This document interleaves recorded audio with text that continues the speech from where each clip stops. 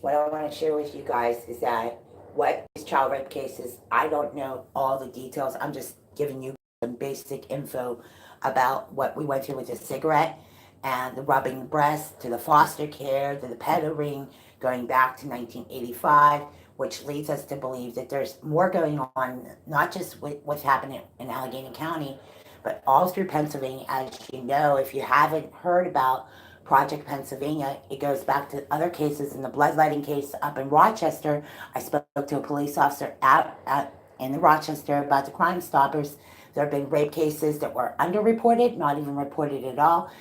Now, I don't think a lot of those cases are all connected, but I do know this. Like when we were up in Edinburgh and we didn't understand the process, we didn't understand like the reporting process. They didn't. The one thing, all victims, if you've been a victim of a rape or assault or anything, you got to lay it out in a different way. You got to go to the ER. You have to meet with an advocate and get a rape kit done. One, and you have to do it so that you don't hurt your case. Got it? Now, prosecution, when they talk to the district attorney and they go through all the process of all the police reports and they go through a litany of stuff, believe me, by the time they get to the bottom of what happened to some of us down in South Carolina, we had a missing persons case as a result of a sodomy rape case that didn't go reported. And how we know this is because these people would not show up at the time that they're showing up now. Meaning they're not residents of Butler County. And suddenly start seeing your rapists show up. They're not residents of Butler County, meaning they're afraid of getting caught. And that's why we know when we go public and we discuss cases like this, he wouldn't. Oh no, he showed up. He's showing up. That's why we put the Butler police on alert. He's showing up again, and it's because they're starting to expose the rapes that went on, including the anal beads, including the sexual paraphernalia. They were introducing all kinds of stuff to us since we were this big. From porn to all. I mean, it's all gradual, as you know.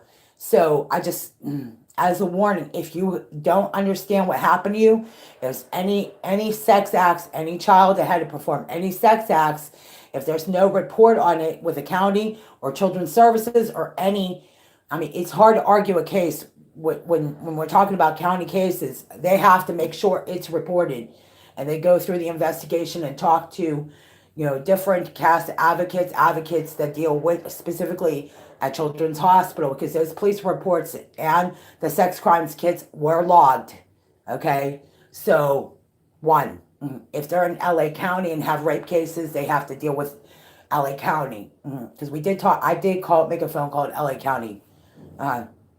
So the girl up there in Newcastle, she has to report to LA County detectives regarding her case.